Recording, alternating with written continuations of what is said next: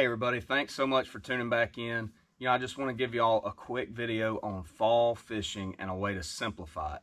So fall fishing can be absolutely complex, but it can also be an absolute blast. It's really easy to make it complicated. So y'all stay tuned. I'm going to go over 3 key baits that you can put on the deck, know you've got something that a fish will bite, cover water, and find fish. Here we go.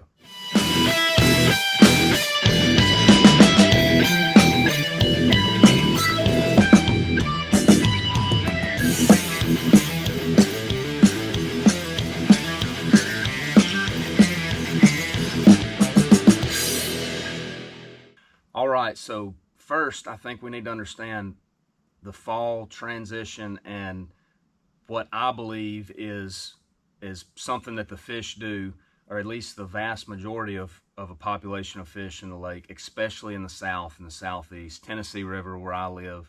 And this will apply across the nation somewhat, but there may be regional differences along with that. So what you have in summer, let's start with post-spawn. Fish get done spawning, they travel out, they group up on offshore places where bait fish move out deep and where they've got a place that gives them ample food and the resources they need to survive the summer, depth, all that good stuff. So from about late summer, I think those schools start to diminish as small groups of fish that we refer to often as wolf packs leave those schools. Those wolf pack fish get very, I describe them sometimes as pelagic in nature. A pelagic fish spends its life roaming in open water. It's a necessity for them to continue to move. A striper would be a fish that is pelagic. A lot of saltwater fish are pelagic. And bass are not pelagic fish, but they act pelagic during that time where they just get out in open water. They're not associating to cover as much or to that big school of fish, and they're in wolf packs. A lot of those wolf packs will as we get over into late summer and into fall, those wolf packs will start cruising shallower and shallower as the transition of bait fish movement goes shallower. Now, what we end up having in the midst of fall, like we have right here in early November in South Tennessee on Pickwick Lake on the Tennessee River, we have wolf packs of bass that are cruising very shallow structure. We've often referred to that as shallow bars, some shallow gravel banks, shallow points, just anywhere in that, let's say, less than 8 foot up to literally a foot deep, where you're going to have a school of fish from 3 to probably 7 or 8. It seems like the smallmouth schools often will have a few more in them, maybe 10, and the largemouth schools normally 3 to 5 fish in a wolf pack of quality fish. We're talking 3 to 5 pounders. So that's what we're looking at as far as fall transition. And if it's not a place that is current related, like the Tennessee River, if it's a lake that has less current and the fish are less predictable according to current, then you're still going to have wolf packs of fish on long points. You'll have them in the backs of creeks if the bait fish are there. You'll have them on certain banks. Maybe there's banks with laydowns that brim are going to use for cover. There's just a myriad of different options as far as where those shallow wolf pack fish are going to cruise, but it's generally adjacent to fairly deep water. Not always. Sometimes they'll be back in the skinniest part of the back of a creek, but a lot of times it's adjacent to deep water access, and it's also got to be a place that there's forage. That's what they're up there looking for. They get in those wolf packs so that they can hunt down little pods of bait more effectively than if they were doing it by themselves. So that's what we're looking at. Let's get started on baits. So I'm going to give you 3 baits. When it comes to fall fishing, I believe that imitating a bait fish is imperative. Covering water is also imperative, and that's what these 3 baits are going to give you the ability to do. Some of them may apply for earlier in the fall up to the point that we're at now. Some of them may apply for maybe a little bit, all the way through into winter. But And there are also other substitution baits that you're going to have confidence in that you'll say, man, I've never caught a fish on that bait. I just detest throwing it. And that's okay. You don't have to throw these 3, but if you want to simplify things, you don't need 15 rods on the deck during the fall.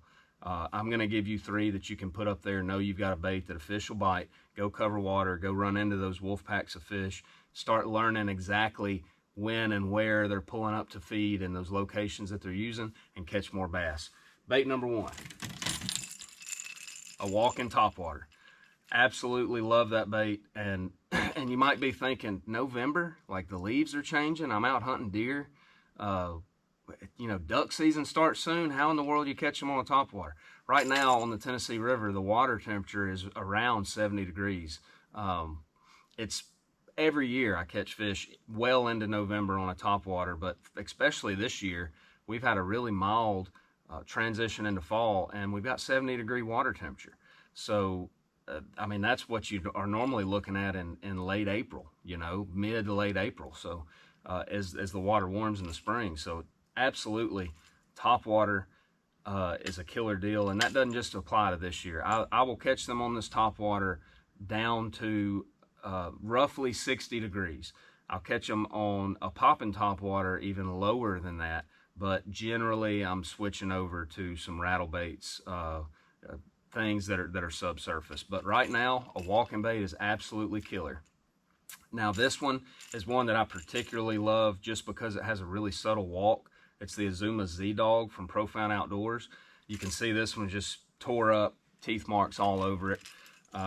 Catch a lot of fish on that bait, but one thing that I will tell you is this bait right here is not the one that is just a cure-all and the only one you need, because sometimes matching the forage size is really important.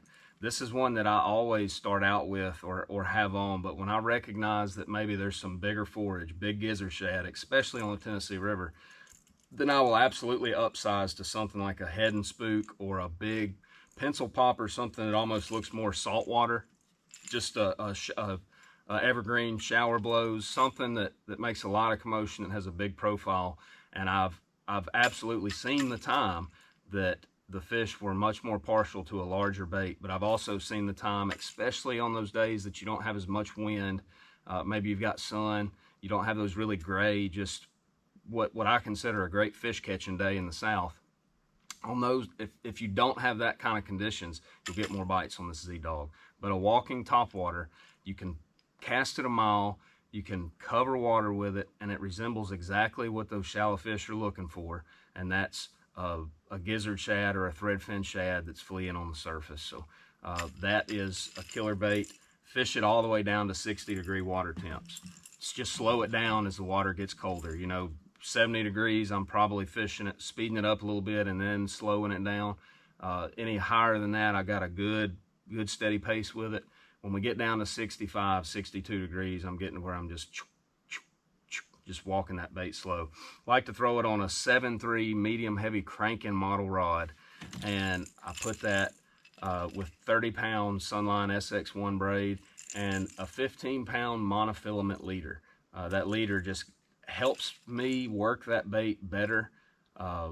It's just that little bit of stretch in there allows me to do stuff with the bait that I can't do if I go straight braid, and I feel like I get better bites. And I've got 3 to 4 foot of stretch in that monofilament that helps absorb the energy that this braid will not absorb. All right, moving on, bait number 2. So this one absolutely is a fish catcher. You're probably expecting this to be on the list, and what I'm going to show you is just one option of many variations within this bait. That is a crankbait. So right here is a square bill. What we love about a square bill, a lot of times fish, they really like to get on horizontal cover, lay downs. That's a killer, just a fall pattern. And that square bill is one of your best options for banging off that cover, getting reaction strikes coming through lay downs. I can just think back in the past at some of my fall events, and a square bill has really done a lot for me, just cranking wood. Now, this is also a bait that'll cover so many different categories, those wolf packs up there, you know, looking for shallow bait. If you don't have the right conditions, maybe it's too rough to fish the top water and those fish are cruising in 3 to 5 foot. That's where the square bill is going to shine. You know, a shad color, you never go wrong with it. That one right there is an Azuma square boss. It's just one of my favorite little square bills, but there are a million good square bills out there on the market. Make sure it's something that somewhat resembles a shad. Adjust accordingly to your water. If you're fishing somewhere where it's crystal clear, say we're at Table Rock Lake, I'm going to use something probably a little more natural on the shad imitation type color pattern. But say the flip side, I'm fishing Grand Lake after, you know, a rain and it's muddy, or somewhere else that you've got really stained water, then I'm probably going to go black and chartreuse, you know, chartreuse with a black back, something those fish can find better. But just use common sense on that. But a shad pattern is you're never going to go wrong with it. Now, because I say square bill, I'm putting crankbait into this category because there are times that you may need to crank bluff walls or rock, and then you're going to look at going with something more on the rock crawler type, you know, a bait we're all familiar with, or like an Azuma clawed hopper, or something with a little longer bill that is designed for getting down there, grinding rock, letting it float back, and then grinding that rock, bouncing off, deflecting. So absolutely, a square bill is not the only option in this category, but we're trying to keep things simple. Square bill is really hard to beat to cover that shallow water where you're going to find wolf packing fish. I like to throw that on a square bill, especially on probably 16-pound line is what I generally throw it on. You know, you can play with that if you need to get it deeper, put it on 12. If you're fishing some crazy heavy cover, worried about fish getting you around, you know, stumps and things of that nature, throw it on 20. I like also same rod, a 7.3 medium heavy cranking. I just feel like it has the right amount of backbone to handle those fish, but it's also got the right amount of tip, keep them buttoned up. You want a pretty high speed reel on that. You can always slow it down. It's not like a big crankbait where you're going to throw it on a crazy low gear ratio just to leverage it. You want to be able to get this bait moving, get those fish to react to it. Now, bait number 3. So you can probably hear the jingle, and what you get with the jingle is a spinnerbait. This is just a killer bait. It's kind of, it went through a little phase where it was forgotten, and I think that phase is over with. But what kind of spinnerbait? You know, when it comes to a spinnerbait, a double willow like this one here, this 1/2 ounce double willow, and if you compare that to a 3/8 ounce double Colorado, you might as well be comparing a crankbait and a jerkbait. They're two different baits. They do two totally different things, even though they're both spinnerbaits. So what I really like is just a good all-around, everywhere, go catch them on it, is a 1/2 ounce with a double willow blade and a shad color. So that one right there, that's a blue glimmer skirt, got a little swim bait trailer on it. Double nickel willow leafs. These are a number 4 and I think 3.5. Yep. That blade combination just catches a ton of fish this time of year. I think that it helps match a majority of the threadfin forage that's in a fishery. And of course, that skirt color is going to work from anywhere from somewhat stained all the way up to pretty clear water. You're generally moving this bait pretty quick. Sometimes in the fall, they want it waking it just under the surface. Great way to catch some smallmouth as well. Sometimes they want it around cover. It's just a great all-around cover a bunch of water. Can put this bait just about anywhere in any situation that you may come up to where you may find fish in the fall looking for bait fish, and they just get on that flash. They're so keyed in to bait. They're trying to fatten up for the winter. That instinctive trigger to just feed on bait is alive inside those fish, and when they see that flash, it's something that draws their attention. It just gets a lot of bites. I like anything on a 1/2 ounce or smaller on a 7-foot medium heavy. Good for target casting, you know, 14, 16-pound line, and unless I'm getting in some really thick cover, then I will go up to a little bit heavier, but fluorocarbon is what I prefer it on. I just like, that's why I'm throwing it on a medium heavy rod and not not a really ultra stiff rod, because with that spinnerbait, you absolutely have to let them get it. Kind of, sort of similar in a way like you do with a chatterbait, but I'd still want a rod that has enough backbone to stick them with that hook and handle fish around cover. So that 7 medium heavy is what I choose. If I go up in size, then a lot of times I'll throw a 3/4 ounce, even a 1 ounce spinnerbait in current, like in tail raise situations for smallmouth and for largemouth. If I go up, then I'm probably throwing that on a 7.3 heavy. Gonna use at least 16-pound line, and sometimes 18 or 20. So you know, rock, just slinging a heavier bait, handling fish in current with that heavier bait. You really have to, if they come up to jump, you really have to put a lot of pressure on them, keep them from getting the leverage to shake that hook. So that's what I'll do if I go up in size. But that right there, play with it, you know, according to your fishery. But if you've got really stained water and those fish pull up on isolated wood in the back of creeks, then you may need to go to a 3/8 ounce tandem, which is a Colorado willow, or maybe a 3/8 ounce double Colorado. They're all just a bunch of blade combinations, but to keep it simple, know you got something that the fish should bite. More than likely at your fishery, that 1/2 ounce double willow with a number 4 and a 3.5 or somewhere near that, and a shad color is gonna catch them. So there's 3 baits. We've got topwater, square bill, spinnerbait. You put those 3 on the deck and you've got something that will cover most fall situations. Now, absolutely, there are other options that will work and do work for me, but if you're not careful in the fall, I have been guilty of all of a sudden I look down, I'm like, I've got 15 rods on the deck, and I'm doing more changing rods than just making a cast and finding some active fish. They're so dialed in on finding a little pot of bait fish and just blasting when they see something that they can eat in that wolf pack, because that competitive nature they have going on, that you just got to cover water, have something you know they'll bite. So, but if one of these 3 absolutely does not apply to you, you don't own one, you've never caught a fish on one, you despise one, in your fishery it's just not practical, then other great fall baits, you can replace that walking bait if you're on a dingy fishery, especially with a buzz bait. A buzz bait is absolutely killer. You know, I'm geared more toward Tennessee River, and I'm going to choose a walking bait over a buzz bait 95% of the time. But like I said, dingier water, you know, some of those more shallow cover type, you know, fisheries, especially with stained water, that buzz bait's killer. And then you've also got a popping top water that can really play in the fall. Absolutely, you know, a Pop R, a Zuma, Popper Z. There's a lot of good popping baits out there that imitate a brim, can be killer in the fall.